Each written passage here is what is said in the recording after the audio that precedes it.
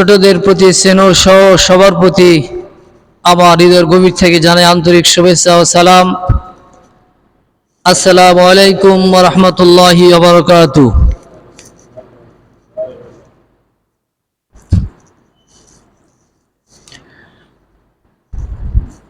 The topic of my discussion today's heading: what is of the first to 10th of the month Zilhaj. The topic of my discussion today's heading: what is of the first to 10th of the month Zilhaj. আজকে আমার আলোচনার বিষয়বস্তুর শিরোনাম হচ্ছে জিলহজ মাসের 1 থেকে 10 তারিখের ফজিলত। জিলহজ মাসের 1 থেকে 10 তারিখের ফজিলত নিয়ে আলোচনা করার চেষ্টা করব ইনশাআল্লাহ। সম্মানিত উপস্থিতি, আমাদের সামনে যে মাস, সে মাসের নাম হচ্ছে জিলহজ মাস। এ মাস কিসের মাস? হজ এবং কুরবানি, হজ এবং কুরবানির মাস। কিন্তু এই মাসের মধ্যে অনেক ফজিলত আছে, যারা আমরা হয়তো দেখা যাচ্ছে যে ভুলে গেছি। এই 1 থেকে 10 তারিখের মধ্যে, 10 দিনের মধ্যে যে ফজিলত আছে, অনেকে আমরা ভুলে গেছি। স্বাভাবিক, ভুলে যাওয়াটাই স্বাভাবিক। পবিত্র কোরআনে আল্লাহ পাক ইরশাদ করে বলছেন, ওয়াযাক্কির ফাইন্না যিকরা তানফাল মুমিনিন। হে নবী, আপনি বারবার স্মরণ করে দিন, কেননা বারবার স্মরণ করে দেওয়া মুমিনের উপকারে আসবে। মুমিনের কি আসবে? উপকারে আসবে। এই জন্যই শুধু আমাদের এই মডেল মসজিদে না, সারা দেশ, বাংলাদেশে না, সারা পৃথিবীতে এই জুমার দিন এরকমভাবে মুসলিম উম্মাহকে স্মরণ করে দেওয়া হয় যে আগামী দিনে কি করবে, ব্যক্তিগতভাবে কিভাবে চলবে, পারিবারিকভাবে কিভাবে চলবে, সামাজিকভাবে কিভাবে চলবে, রাষ্ট্রীয়ভাবে কিভাবে চলবে, এই দিক নির্দেশনাগুলো এই জুমার দিন দেওয়া হয়। তাহলে এই জুমা থেকে আমাদের মুসলিম জাতিরা কি নিয়ে আমরা শিক্ষা নিই। এই শিক্ষা নিয়ে আগামী দিন, অর্থাৎ এই 7 দিন অথবা আগামী মাসে কিভাবে আমরা জীবনযাপন করব, বা সে মাসগুলোতে কি কি আছে সেগুলোকে আমরা স্মরণ করে দিই। এই স্মরণ করে দেওয়াটা মুমিনের কি হয়? উপকারে হয়। তো যাই হোক, আমার মূল যে আলোচনা, এই আলোচনা হচ্ছে জিলহজ মাসের 1 থেকে 10 তারিখের ফজিলত। এ বিষয়ে আল্লাহ রাব্বুল আলামিন পবিত্র কোরআনের সূরা বাকারার 198 নম্বর আয়াত, এই আয়াতে কারিমাতে আল্লাহ রাব্বুল আলামিন ইরশাদ করেছেন, লাইসা আলাইকুম জুনাহুন আন তাবতাগু ফাদলাম মির রাব্বিকুম। যে তোমাদের উপর তোমাদের অনুগ্রহ উন্মেষণ করায়, এটাতে কোনো কি নাই, কোনো পাপ নাই। তোমাদের উপর তোমাদের পালনকর্তা অনুগ্রহ উন্মেষণ করায়, এটা কি নাই, কোনো পাপ নাই। আল্লাহ আমাদেরকে স্মরণ করে দেয়, এটাতে কি নাই, কোনো পাপ নাই। মানে এটা স্মরণ করে দিতে হবে, এটাতে কি নাই, কোনো পাপ নাই। লাইসা আলাইকুম জুনাহুন আন তাবতাগু ফাদলাম মির রাব্বিকুম। যে তোমাদের উপর তোমাদের পালনকর্তা অনুগ্রহ উন্মেষণ করায়, এটাতে কিনা কোনো পাপ নাই। ফাইদা আফাতুম মিন আরাফাতিন ফাযকুরুল্লাহ। অতঃপর তাওয়াফের জন্য যখন আরাফাত থেকে ফিরবে, তখন মাশারে হারাম, যেসব হাজী সাহেবরা হজে গিয়েছেন তারা জানেন। আমরা হজে যাইনি, আমরা ওই প্রেক্ষাপটটা দেখিনি, কিন্তু আমরা কোরআন হাদিস পড়ে সেটা কি করছি, উপলব্ধি করছি এবং মানুষকে বলছি আমরা। তাহলে এখানে বললেন ফাইদা আফাতুম মিন আরাফাতিন ফাযকুরুল্লাহ ইনদা মাশআরিল হারাম, যে অতঃপর তাওয়াফের জন্য যখন আরাফাত থেকে ফিরবে তখন মাশআরে হারামের নিকট এসে কি করতে হবে? আল্লাহকে স্মরণ করতে হবে। হাজী সাহেবরা স্মরণ করে, কোথায় স্মরণ করে? মাশআরে হারামের নিকট এসে কি করতে হবে? আল্লাহকে স্মরণ করতে হবে। আযকুরু কামা হাদাকুম, আর স্মরণ করো যেমন তোমাদেরকে হেদায়েত করা হয়েছে। ওয়া ইন কুনতুম মিন ক্বাবলিহি লামিনাদ দাল্লিন, surely you were ignorant before, নিশ্চয় ইতিপূর্বে তোমরা ছিলে অজ্ঞ। ওয়া ইন কানু মিন ক্বাবলু লাফি দালালিন মুবিন, ইতিপূর্বে তোমরা ছিলে কি? অজ্ঞ, অর্থাৎ আমরা জানতাম না। কি জানতাম না? যে আল্লাহ আমাদেরকে জানিয়ে দিলেন যে তোমরা যখন তাওয়াফের জন্য আরাফাত থেকে ফিরবে তখন মাশআরে হারামের নিকট এসে কি করে? আল্লাহকে স্মরণ করতে হবে। আর স্মরণ করো যেমন তোমাদেরকে আল্লাহ হেদায়েত করেছে। তাহলে কোথায় এসে স্মরণ করতে হবে? আরাফাত থেকে যখন আমরা ফিরবো তখন মাশআরে হারামের নিকট এসে আল্লাহকে স্মরণ করতে হবে। আর স্মরণ করো যেমন তোমাদেরকে হেদায়েত করা হয়েছে। আর ইতিপূর্বে তোমরা ছিলে কি? অজ্ঞ, আমরা তো জানতাম না। আমাদেরকে কে জানিয়ে দিয়েছেন? আল্লাহ সুবহানাহু ওয়া তাআলা, আল্লাহ রাব্বুল আলামিন আমাদেরকে জানিয়ে দিয়েছেন বিষয়, বিদায় আমরা জানতে পেরেছি। পবিত্র কোরআন তার সাক্ষ্য বহন করে। আল্লাহ রাব্বুল আলামিন এই বিষয়ে পবিত্র কোরআনের সূরা বাকারার 198 নম্বর আয়াতে স্পষ্টভাবে বর্ণনা করেছেন। নিচের আয়াতে আল্লাহ বললেন, সুম্মা আফিদু মিন হাইথু আফাদান নাস, যে অতঃপর যখন তাওয়াফের জন্য আরাফাত থেকে দ্রুত তোমরা ফিরবে, আরাফাত থেকে তাওয়াফের জন্য কি করতে হবে? দ্রুত ফিরতে হবে, দ্রুত। সুম্মা আফিদু হাইথু মানে তাড়াতাড়ি, আফাদান নাস মানুষকে বলছে তোমরা তাড়াতাড়ি ফিরবে। কোথায় থেকে? আরাফাত থেকে দ্রুত ফিরতে হবে। তাওয়াফের কি জন্য? তাওয়াফের জন্য দ্রুত ফিরতে হবে। আস্তাগফিরুল্লাহ, তোমরা কি করো? আল্লাহর কাছে মাগফিরাত কামনা করো। ইন্নাল্লাহ গফুরুর রহিম, নিশ্চয়ই আল্লাহ ক্ষমাশীল পরম করুণাময়। তাহলে এখানে আরেকটি শিক্ষা যে আস্তাগফিরুল্লাহ, আল্লাহর কাছে মাগফিরাত কামনা করো, অর্থাৎ এই বিষয়টা কি? যে আরাফাত দিনে আল্লাহকে স্মরণ করতে, আল্লাহর কাছে স্মরণ করার কথা বললেন কোথায়? মাশআরে হারামের নিকট এসে। কিন্তু এরপরে বললেন আস্তাগফিরুল্লাহ, আমার কাছে তোমার মাগফিরাত কামনা করো। তার মানে এখানে কি বোঝা যায়? যে সেই দিন আমরা যদি আল্লাহর কাছে প্রার্থনা করি তাহলে প্রার্থনাটা কি হবে? আমাদের কবুল হবে। কি হবে? কবুল আর মঞ্জুর হয়ে যাবে। আস্তাগফিরুল্লাহ, যে আল্লাহর কাছে কি করো? তোমরা মাগফিরাত কামনা করো। আমরা আল্লাহর নিকট মাগফিরাত কামনা করি তাহলে কি হবে? আমাদেরকে আল্লাহ কি করবেন? ক্ষমা করবেন। ওই দিনটা কি বিশেষ দিন।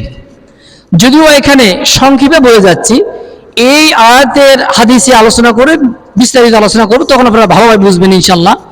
তাহলে আরাফাত দিবসের কথা বলা হচ্ছে যে আরাফাত দিনে আমরা আরাফাত থেকে খুব দ্রুত আমাদেরকে ফিরতে হবে তাওয়াফের জন্য, খুব দ্রুত। আর পূর্বের আয়াতে বলা হলো যে তোমরা যখন আরাফাত থেকে ফিরবে, এটা তো ইঙ্গিত দেওয়া হয়েছে আরাফাত থেকে যখন ফিরবে তখন মাশআরে হারামের নিকট এসে আমাকে স্মরণ করো। আর স্মরণ করে যেমন তোমাদেরকে হিদায়াত করা হয়েছে।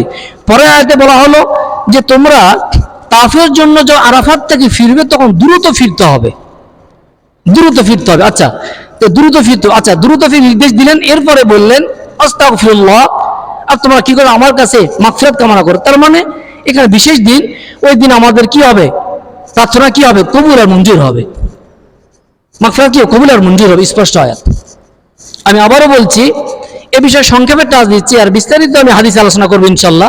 আমি সংক্ষেপে বলছি।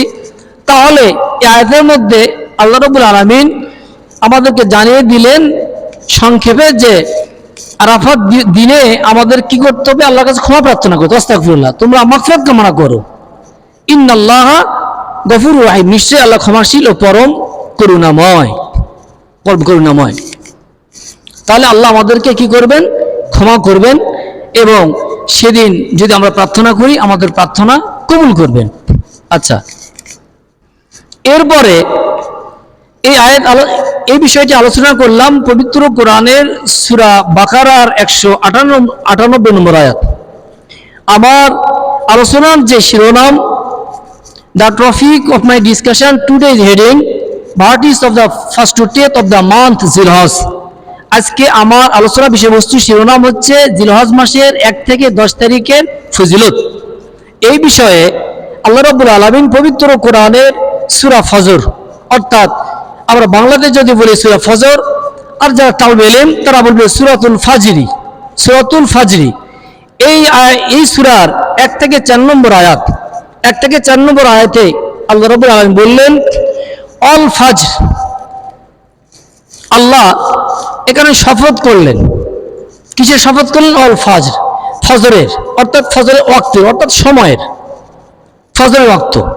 এটার এক্সাম হিসাবে আমি দৃষ্টান্ত উদাহরণ হিসাবে আপনাদেরকে এভাবে বলতে চাই যে আমাদের নিয়ামতপুর বাজারের 5 জন ছেলে এক জায়গায় হলো।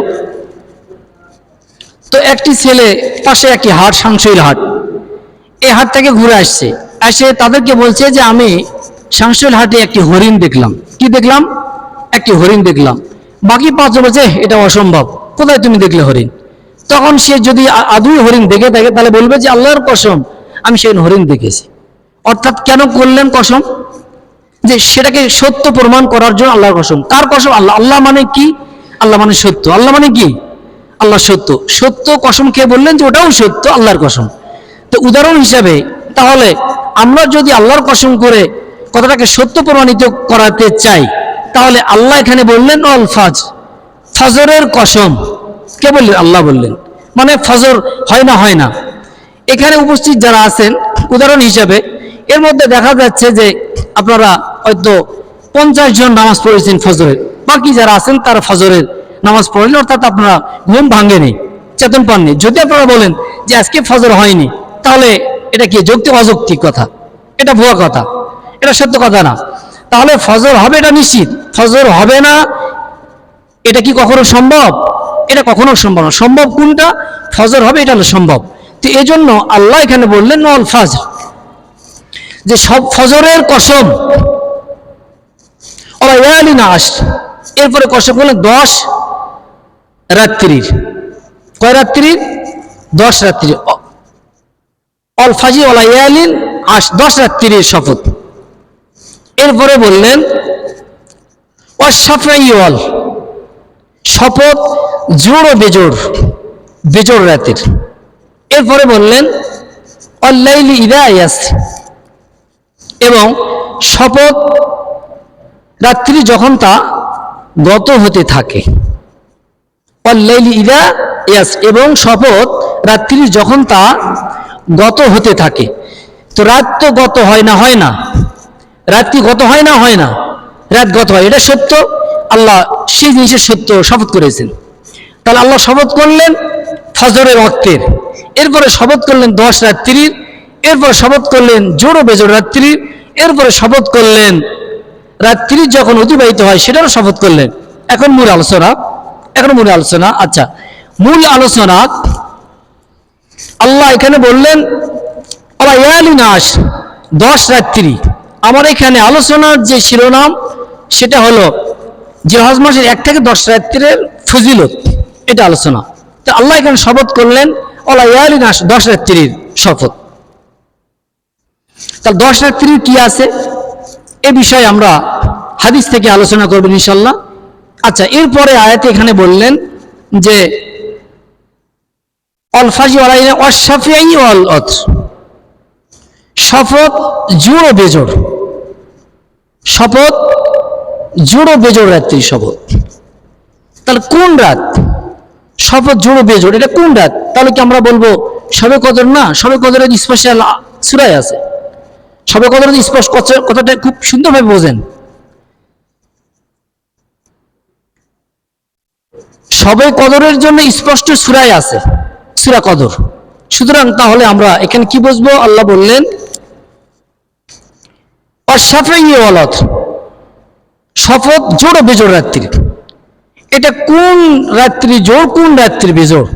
এটাকে তাফসিরের মধ্যে তাফসির কারকরা ইউরোপের প্রখ্যাত মুফতি শফিউর রহমতুল্লাহ আলাইহি, পাকিস্তানের মুফতি শফিউর রহমতুল্লাহ আলাইহি, তিনি মারিফুল কোরআনে এখানে বলেছেন যে এই যে রাত জোড় আর বেজোড়, এই বেজোড় রাত হলো জিলহজ মাসের নবম যে রাত, এই রাত হলো বেজোড়, আর জোড় রাত হলো জিলহজ মাসের 10 তারিখের যে রাত, এই রাত হলো জোড়।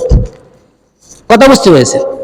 তাহলে নবম তারিখের যেটা রাত সেটা হলো বেজোড়, আর জোড় যেটা রাত সেটা হলো জিলহজ মাসের 10 তারিখের যে রাত, এই রাতটা হলো জোড় রাত।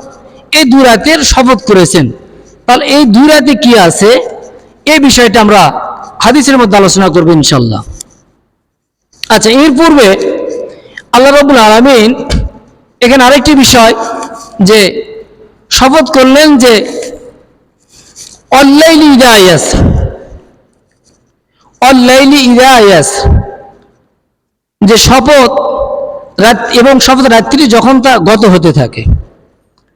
তো এই যে গত হতে থাকে, তো এই গতটা বোঝানো হয়েছে কি শেষ রাত্রের কথাটা গত হতে থাকে, মানে শেষ বিষয়টা বোঝানো হয়েছে যে রাতের মধ্যে আবার সব আপনারা খুব ভালোভাবেই বোঝেন যে 3 ভাগের 1 ভাগ, মানে 1/3। রাতকে যদি 3টা ভাগ করা হয়, রাতকে যদি 3টা ভাগ করা হয়, তাহলে 2 ভাগ বাদ দিয়ে 1 ভাগ। এই 1 ভাগ যে রাত, এই সময়টা অতি গুরুত্বপূর্ণ, অতি গুরুত্বপূর্ণ, এই সময়টা অতি গুরুত্বপূর্ণ। তো এই বিষয়টা এখানে বোঝানো হয়েছে। যাই হোক, তো এই প্রসঙ্গে হাদিস, তো এর পূর্বে প্রসঙ্গ ছাড়াই সংক্ষেপে একটি আলোচনা করি যে আমরা যে 1 থেকে জিলহজ মাসের 1 থেকে 10 তারিখের যে ফজিলত, এই ফজিলত আলোচনা করার যে উদ্দেশ্য, সে উদ্দেশ্যটা হলো যে আমরা যেন সেটা কি করি, আমল করতে পারি।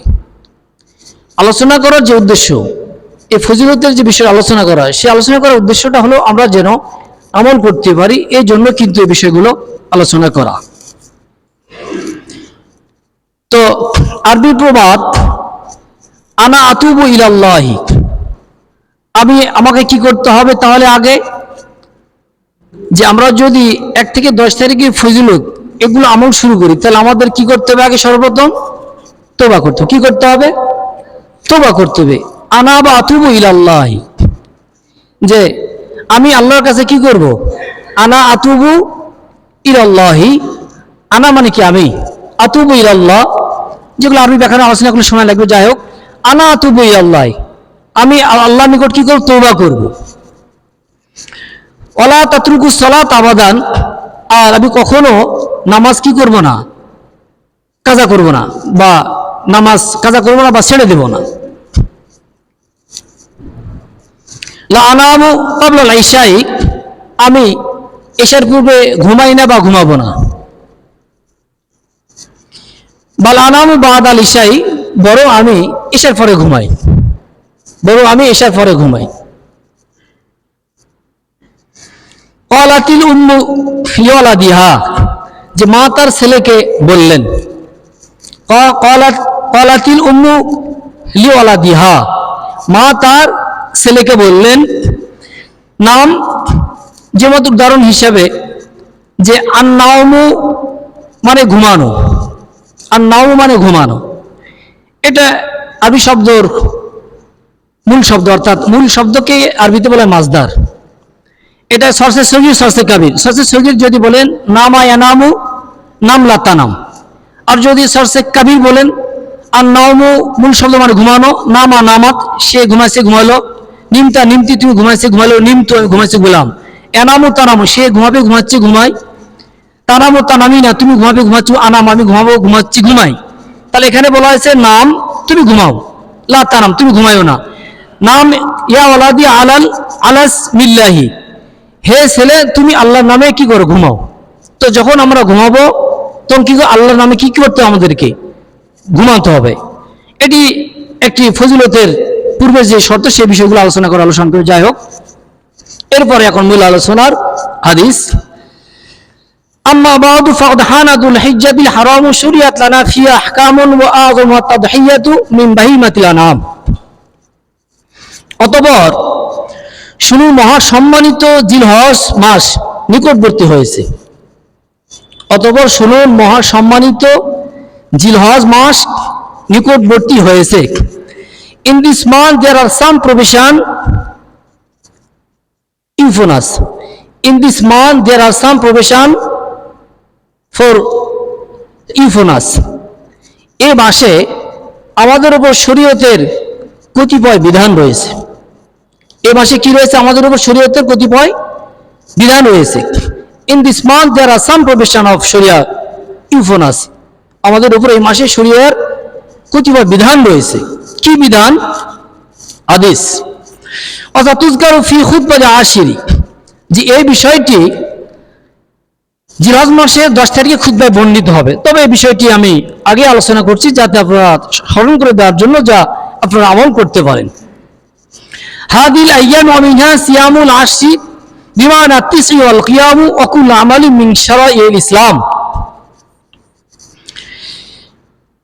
আল্লাহ রাসূল সাল্লাল্লাহু আলাইহি সাল্লাম বলেছেন যে তন্মধ্যে গুরুত্বপূর্ণ যে বিধান, এই বিধান হচ্ছে চতুষ্পদ জন্তু কুরবানি করা। আল্লাহ রাসূল সাল্লাল্লাহু আলাইহি সাল্লাম বললেন যে তন্মধ্যে গুরুত্বপূর্ণ বিধান হচ্ছে চতুষ্পদ জন্তু কুরবানি করা। এটা বিধানের মধ্যে সর্বোত্তম বলা হয়েছে যে in this month there are some provision of sharia infamous. এ মাসে আমাদের উপর শরিয়াত কতিপয় বিধান রয়েছে। তো বিধানের মধ্যে এখানে বলা হলো যে এই মাসে আমাদের উপর যে শরিয়াতের বিধান রয়েছে তার মধ্যে সর্বপ্রথম এর মধ্যে গুরুত্বপূর্ণ বিধান হচ্ছে চতুষ্পদ জন্তু কুরবানি করা। আচ্ছা, এরপরে বলা হলো যে জিলহজ মাসের 10 দিনের 1 থেকে 9 তারিখ পর্যন্ত কি রাখা? রোজা রাখা। 1 থেকে 9 তারিখ পর্যন্ত রোজা রাখা। Keeping vigil at night, observing other provision of the শরিয়া properly. Keeping vigil at night, observing other provision of শরিয়া প্রপারলি। যে এই রাত জাগরণ করা অতি গুরুত্বপূর্ণ একটি ইবাদত, গুরুত্বপূর্ণ ইবাদত। নিচের হাদিসে আল্লাহ রাসূল সাল্লাল্লাহু আলাইহি ওয়াসাল্লাম ইরশাদ করেছেন, ফাকালা সাইয়্যিদুল আনামি আলাইহিস সালাতু মা মিন আইয়ামিন আহাব্বু ইলাল্লাহি আন ইউতাআব্বাদা লাহু ফিহা মিন আশরি যিল হিজ্জাতি ইয়াদিলু সিয়ামু কুল্লি ইয়াউমিন মিনহা বিসিয়ামি সানাতি ওয়া কিয়ামি কুল্লি লাইলাতিন মিনহা বিকিয়ামি লাইলাতিল কদরি। এই মাস সম্পর্কে মানব জাতির প্রধান নবী করিম সাল্লাল্লাহু আলাইহি সাল্লাম ইরশাদ করেছেন বা বলেছেন, আল্লাহ রাসূল সাল্লাল্লাহু আলাইহি সাল্লাম বলেছেন যে আল্লাহ তাআলার নিকট জিলহজ মাসের 1 থেকে 10 তারিখের ইবাদত অপেক্ষা আর কোন ইবাদত পছন্দনীয় না। আল্লাহ রাসূল সাল্লাল্লাহু আলাইহি সাল্লাম মানব জাতির প্রধান নবী করিম সাল্লাল্লাহু আলাইহি সাল্লাম বলেছেন যে আল্লাহ তাআলার নিকট জিলহজ মাসের 1 থেকে 9 তারিখের ইবাদত অপেক্ষা আল্লাহ তাআলার কাছে পছন্দনীয় আর ইবাদত নাই। কেননা উহার প্রতিটি দিনের রোজা অন্য সময় 1 বছর রোজা রাখার সমতুল্য। সকলে বলেন সুবহানাল্লাহ। এখানে তাহলে মানব জাতির প্রধান নবী করিম সাল্লাল্লাহু আলাইহি সাল্লাম বলেছেন যে আল্লাহ তাআলার নিকট জিলহজ মাসের 10 তারিখের ইবাদত অপেক্ষা পছন্দনীয় আর কোন ইবাদত নাই। কেন নাই? কেননা উহার প্রতিটি দিনের রোজা কেননা উহার প্রতিটি দিনের রোজা, মানে একটা করে প্রতিটি দিনে একটি করে রোজা অন্য সময় এক বছর রোজা করার সমতুল্য। সকলে বলেন সুবহানাল্লাহ। এরপরে বললেন যে ওয়াকিয়ামু কুল্লি লাইলাতিন মিনহা বিকিয়ামি লাইলাতিল কদরি, এবং উহার প্রতিটি রাতের ইবাদত শবে কদর রাতের ইবাদতের সমান। সকলেই বলেন সুবহানাল্লাহ। তাহলে আমরা পবিত্র কোরআনের সূরা ফজরের 2 নম্বর আয়াতে, এই আয়াতে আল্লাহ রাব্বুল আলামিন শপথ করেছেন 10 রাত্রির, এরপরে শপথ করেছেন জোড় বেজোড় রাত্রি। তো জোড় আর বেজোড়, জোড় হলো 10ম রাত, জিলহজ মাসের 10ম রাত, বেজোড় হচ্ছে 9ম রাত। আর হাদিসের মধ্যে আমরা পেলাম যে উহার প্রতিটি দিনের রোজা অন্য সময় এক বছর রোজা করার সমতুল্য। আর উহার বলতে কি, জিলহজ মাসের 1 থেকে 10 তারিখের যে রাত, এই রাতের ইবাদত শবে কদর ইবাদতের সমতুল্য। সকল বলেন সুবহানাল্লাহ। তাহলে অনেক কি আছে আমাদের এখানে, ফজিলত আছে। And the worship of every night is equal to the worship of Shabe Qadr. And the worship of every night is equal to the worship of Shabe Qadr. আর সেই রাত অর্থাৎ জিলহজ মাসের একটি রাত ইবাদত করা শবে কদর রাতের ইবাদত করার সমতুল্য। And worship every night is equal to the worship of Shabe Qadr. যার একটি রাত ইবাদত শবে কদর রাতের ইবাদতের সমান। সুবহানাল্লাহ, আলহামদুলিল্লাহ, সুবহানাল্লাহ আযীম। নিচের হাদিস, লা সিয়ামা সাওমা আরাফাত আল্লাতী ক্বালা ফি আলাইহিস সালাতু ওয়াস সালামু সিয়ামু ইয়ামি আরাফাত আহতাসিবু আলাল্লাহি আন ইউকাফিরা সালাত আল্লাতী ক্বাবলাহু ওয়াস সালাত আল্লাতী বাদা। বিশেষ করে আরাফাত দিবসের রোজা সম্পর্কে রাসূল করিম সাল্লাল্লাহু আলাইহি সাল্লাম বলেছেন যে আমি আল্লাহ তাআলার দরবারে আশা রাখি যে আরাফাত দিবসের রোজা রাখলে, আল্লাহ রাসূল সাল্লাল্লাহু আলাইহি সাল্লাম আরাফাত দিবসের রোজা সম্পর্কে বলছেন যে আমি আল্লাহ তাআলার দরবারে আশা রাখি আরাফাত দিবসের যে রোজা রাখবে তিনি আল্লাহ অতীত এবং পূর্ববর্তী, মানে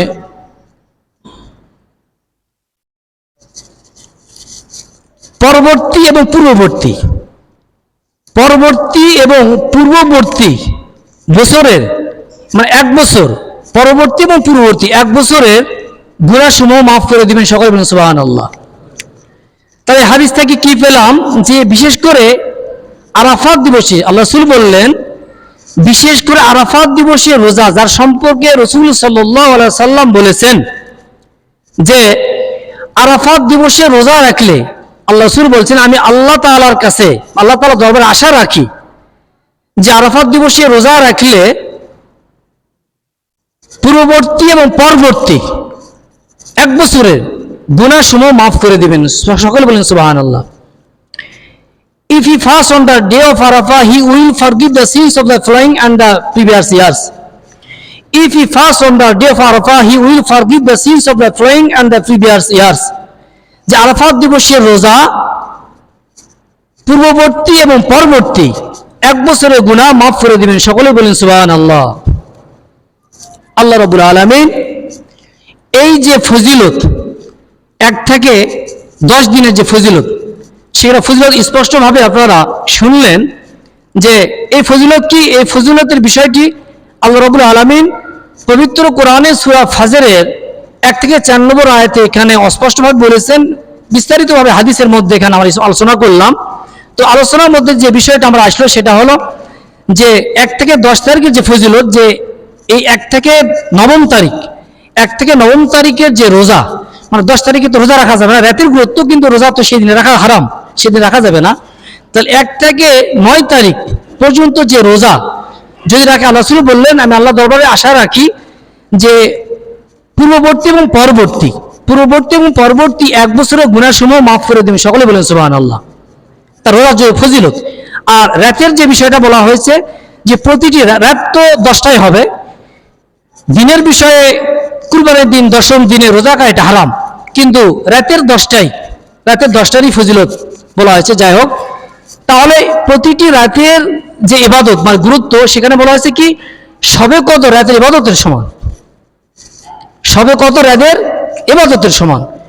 তাহলে আল্লাহ রাব্বুল আলামিন আমরা যেন কোনোভাবে হেলায় যেন 1 থেকে 10 থেকে, আপনারা বাসায় দেখে নেবেন তাফসীর সূরা ফাজরের 1 থেকে 4 নম্বর আয়াত দেখে নেবেন, সেখানে স্পষ্টভাবে তাফসীরের মধ্যে সে বলা আছে, এই ফজিলত বিষয়গুলো বলা আছে। যাই হোক, তো আমরা যেন অবশ্যই এই 1 থেকে জিলহজ মাসের 1 থেকে এই 10 তারিখের যে রোজা, এই রোজা যেন আমরা করতে পারি, এবং 1 থেকে 9 তারিখে রোজা যেন করতে পারি, এবং 1 থেকে 10টি যে রাত, এই রাতের যে ফজিলত গুরুত্ব সবে কত রাতের সমান, এই রাতের যেন গুরুত্ব আমরা, এই রাতের যেন হক আমরা পরিপূর্ণভাবে কি করতে পারি, আদায় করতে পারি।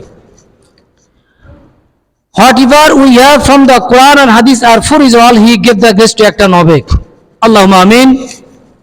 Subhanaka Allahumma wa bihamdika ashhadu an la ilaha illa anta astaghfiruka wa atubu ilayk. Assalamu alaikum wa rahmatullahi wa barakatuh. চারটা কাজ শুনে করে নেন সবাই।